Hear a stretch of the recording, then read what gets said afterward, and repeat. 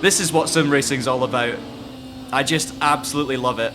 This has to be up there with the best content of the year, it has to be. It's nearly December, and whilst the weather here in Scotland is cooling down, the sim racing content is certainly heating up. Yes, of course, we have AC Evo in early access coming in January, but before then, on top of an iRacing update in December bringing new cars and lots of other exciting stuff, we also have another new content pack from RaceRoom, another new historic content pack, and this one is super important. For years, we've been crying out for these cars, begging for sim racing studios to get them scanned and get them into their games in official capacity. And KW Studios' RaceRoom racing experience, just like it did with the DTM 95 pack, has come to our rescue. I am, of course, talking about Super Tourers.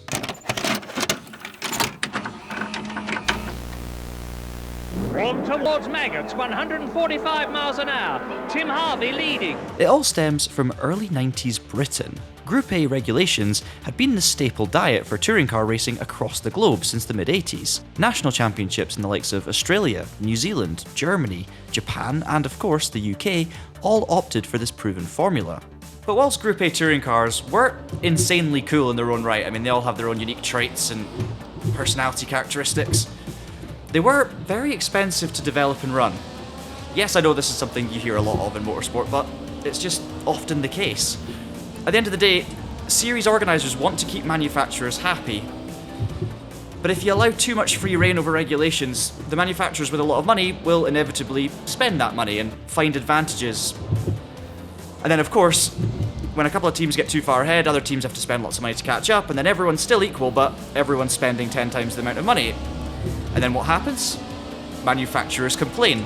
Yes, it's self-inflicted, but it's still a problem, and it's a totally understandable one. It's why, if you want to keep racing competitive and costs low, you have to impose strict regulations. You've got to keep things narrow and neat and tidy in order to, I guess, eliminate the wiggle room for manufacturers to find those big advantages and exploit the rules. The organisers of the British Touring Car Championship obviously felt the same way in the late 80s and came up with a new regulation set, coined the 2-litre touring car formula. This would be introduced as a class to run alongside Group A for the 1990 season. Also born in 1990 was the company Toka Limited, who with Alan Gow at the helm would purchase the rights to run and manage the series the following year. So what did the organisers over in the UK need to do to make the championship more exciting, to improve the state of things? Well, there were two things. Firstly, a more even spread of cars between the fastest and the slowest, so a solution there is get rid of multi-class. The second thing was to increase the number of cars on the grid, therefore attract manufacturers. A good way of doing that is to keep the costs low. When you combine those two things together, the solution seemed obvious. Drop Group A and go all in on a single class, the 2-litre formula. In 1991, 8 manufacturer teams from 6 different marques took to the BTCC grid, along with a whole host of independent entries. And thus, the Super Touring era was born. Into the lead in Old Hall Corner. Soper past Cleland to second position. There is the Ford. Behind the Ford, the Mazda. There's somebody passing him on the left. It's Tiffany Dell in the Nissan. And they're off! Both of them off! Well, incredible! As they go into... Oh, wow! That is Simone!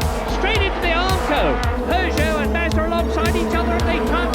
John Cleland is sandwiched between the two BMWs. I'm going for first, says John Cleland. The formula was a hit from day one. The desired effect was plain for all to see. The racing was close and competitive, grids were stacked, and a regular slot on the BBC's most popular sports show, Grandstand, grew the championship's national popularity. A handful of box office moments, the most famous of which being John Cleland's The Man's an Animal outburst from the 1992 Championship Decider, elevated things even further. By the mid-90s, there were crowds more akin to a British Grand Prix, and manufacturer entries from Renault, Toyota, Ford, Volvo, Peugeot, Nissan, Vauxhall, Mazda, Alfa Romeo, and BMW. The only German brand went about things a little differently from the rest. This is its E36 that I'm driving right now. It was run by Schnitzer Motorsport, and it was the only rear-wheel drive British touring car of the mid-90s, up against all of the front-wheel drive competition at the time. This is an ethos that BMW still stand by to this day in the British Touring Car Championship. They still run rear-wheel drive cars. Probably a way of, I guess, celebrating the road car technology that they have. but also because it's a pretty well proven formula for them. I am really glad this is the first car to make up the Super Touring pack because it's different from all the rest, it's unique, it's grabby, obviously rear wheel drive, so it drives in a more satisfying manner for a lot of people. It's nice to have a rear wheel drive option in there. But it's still obviously a British touring car, it's flighty, it's pointy, it's very direct. Pretty rubbish under braking compared to the others, easy to lock up like I just did there heading into Paddock Hill Bend. It's just got the best combination of rear wheel drive traits and super touring traits. And it was a recipe for success, as I said before. BMW actually took the first 3 consecutive British touring car championships under these regulations, making it the first truly successful mark of the era. It's not really surprising, however, that domination from one individual team wouldn't last long, because other manufacturers were taking this British touring car championship malarkey really seriously. So seriously, in fact, that talented young drivers from all over Europe were being flown in and fed to the lions. The first half of the decade saw the likes of Roberto Ravaglia, Gabriele Tarquini, Jan Lammers, Ricard Rydell, Alain Menu, Eric van der Poel and Joe Winkelhock join the British stars like John Cleland, Steve Soper, Tim Harvey, Will Hoy and Andy Rouse. Soon after, we would see another influx of F1 drivers in the shape of Derek Warwick, David Brabham and Nigel Mansell. The development race was ramping up too, meaning we had a grid of competitive cars, enabling the drivers to have at it. Because of this, the racing was sensational. Everyone loved the BTCC. With the 2-litre formula now adopted by the FIA as the Class 2 regulation set, maybe it was time for other national championships to make the switch as well. In '93, the Italian, French, Portuguese and Australian Touring Car Championships all adopted these regulations, coinciding with the all-new Touring Car World Cup event. The next year, it was Japan, New Zealand, South Africa, Spain, Belgium and Germany. There was now global super touring mania. The STW, which was the German national championship, would run alongside the DTM championship, which used Class 1 regulations. So you had one series running Class 1, the other running Class 2, a match made in heaven. You can learn all about those Class 1 cars and that mid-90s period of DTM glory in our previous RaceRoom content video, because they released a DTM 95 pack and it was amazing. So please do go and check out that video to learn more about that. They've been smashing the historic content. Sadly, these two series running alongside each other was just a flash in the pan because inevitably costs skyrocketed in the DTM, manufacturers pulled out and those four-wheel drive fire-breathing monsters were no more. The DTM was left to lick its wounds and prepare for a comeback in future. But in the meantime, the late 90s now had STW to fill the gap. Just like in the BTCC, you had numerous manufacturers enter from the outset. And in 1995, Audi brought along their A4 Quattro, like the one I'm driving right now. Now, Audi already had a super touring car, the Audi 80 Quattro, which was doing fairly well, actually wrapping up titles in the National Series over in Italy and France. But it's this A4 that would change the landscape of the super touring era. I say change the landscape, in fact, it might have done, but it wasn't really allowed to, because this four-wheel drive car was super successful and would go on to dominate both the British and the STW in 1996. Now this prompted a bit of an uproar because the regulations are obviously there to keep things close, to keep things exciting, and it was really surprising to see one team come along with something totally different and actually find a big advantage. It kind of killed the racing. Obviously great for Audi's Quattro popularity and proving their technology, but just not good for competitive motorsport. Of course, something had to be done to prevent this from becoming ongoing domination, so Audis all over Europe and all over the world were slapped with mega weight penalties to keep things balanced. And then in 1998, four-wheel drive was banned entirely from the BTCC and the German Championship as well. Whilst all of that was happening over in Germany, it was somewhat of a similar story in Australia. Because Australia had their premium series, the ATCC, which would later become the V8 Supercar Championship. And there was a split there to introduce the Australian Super Touring Car Championship in the early 90s when the Super Touring formula took off. Now this series was also stacked with the top manufacturers and the best drivers from the region. I mean, you had Richards, Ingle, Brock, Morris, Brabham. The list goes on and on and on. There was even a time in the late 90s when the famous Bathurst 1000 race became an all-Super Touring grid because of an ongoing dispute. So yes, you still had a V8 Supercar race at Bathurst, but the official Bathurst 1000 was a field full of Super Tourers, and you had some of the best drivers coming over from Europe to compete in that as well. So you had some iconic moments like Ricard Rodell's pole lap in '98 in the Volvo. This I'm driving right now is another Volvo, the 850, the earlier model that also had an estate version running in '94. This was the car that Jim Richards and Peter Brock drove. The 5-cylinder Volvo's proving very popular in Australia, along with the likes of BMW and Audi. It was just iconic to see these moments at Bathurst where your top European heavyweights were facing off against Australia's most famous names. A really incredible, I guess, celebration of everything that made Super Touring great. It wasn't just about the close racing, manufacturer support, crazy crowds, and star-studded driver lineups. The cars themselves were pretty special machines in their own right. Now, I know I was talking about this earlier when I was driving the rear-wheel drive BMW E36, but even the front-wheel drive cars feel so alive. This is James Thompson's 1997 British touring car Honda Accord, and it's everything you thought a Super Tourer would be to drive based on what you're told. It's here, it feels it on RaceRoom. Everything you expected and more, that is how it feels on RaceRoom. I'm not always a massive fan of front-wheel drive cars on RaceRoom. I know there are lots of them, but I'm just not always a fan of the overall feel of them. I think they're a little bit numb, a bit unforgiving at times, don't really give me all the information that I want. But that's so not the case with these Super Tours. I mean, this Honda is pointy, it's grippy.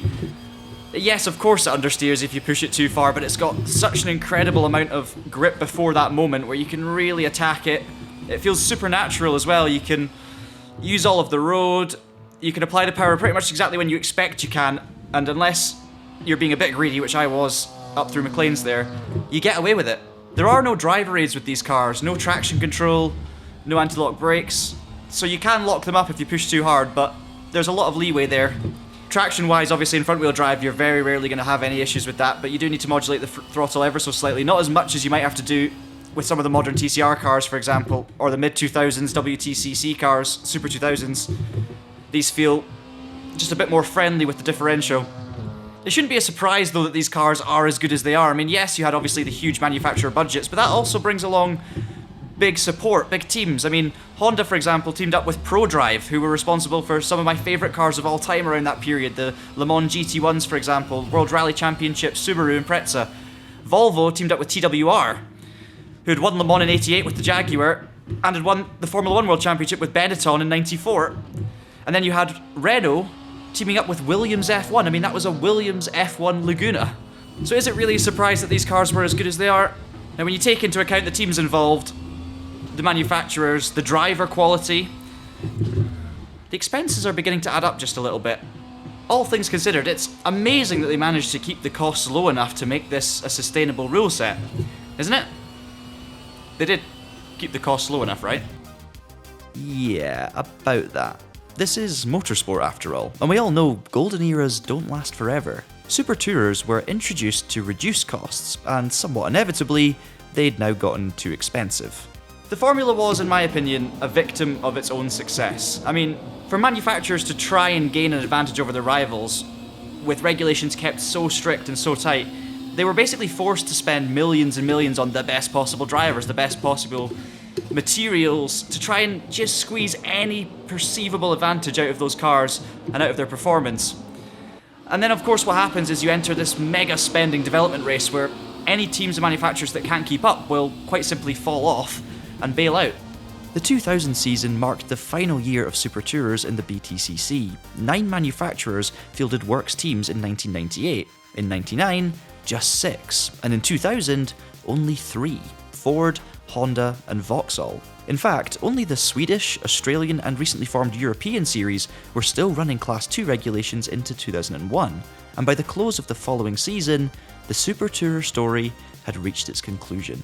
So what are we left with? Well, aside from the obvious historic series where these cars still do run in present day, mainly it's just nostalgia, it's just memories. Whenever we think about peak touring car racing in this country, we hark back to the 90s, we hark back to the Super Touring era. We rewatch all the season reviews, all of the classic Murray Walker moments, and just everything surrounding the series, the gravitas. And up until this moment, we haven't really truly been able to experience the driving experience of these cars in sim racing. I mean, yes, there have been mods for certain games, but I'm talking about in an official sense. With other series or other regulation sets, you know, Group C, for example, at Le Mans, GT1s, LMPs, Group 4s, WRC cars, Group A, all of these things we've got plenty of experience of in a sim from various games. So it's really, really nice now to know that we're going to be able to experience these Super Touring cars officially in a sim racing title that's up to date, modern, and feels as good as this does. I mean, RaceRoom recently have grabbed the bull by the horns and gone wild with their historic content, and I absolutely love it. I think it's some of the most exciting stuff to come out of sim racing in 2024. We can drive these 5-cylinder screaming Volvos like this S90 and like the 850 I drove earlier.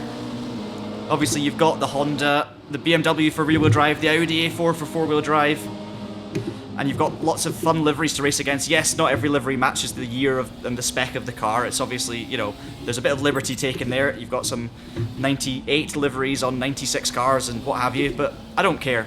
We finally get to experience that bumper-to-bumper action, the noise, the pointy nature of the cars. This is what sim racing's all about. I just absolutely love it. This has to be up there with the best content of the year. It has to be. Peter Cox leading a British touring car race. That's never happened before. Sorry, Peter.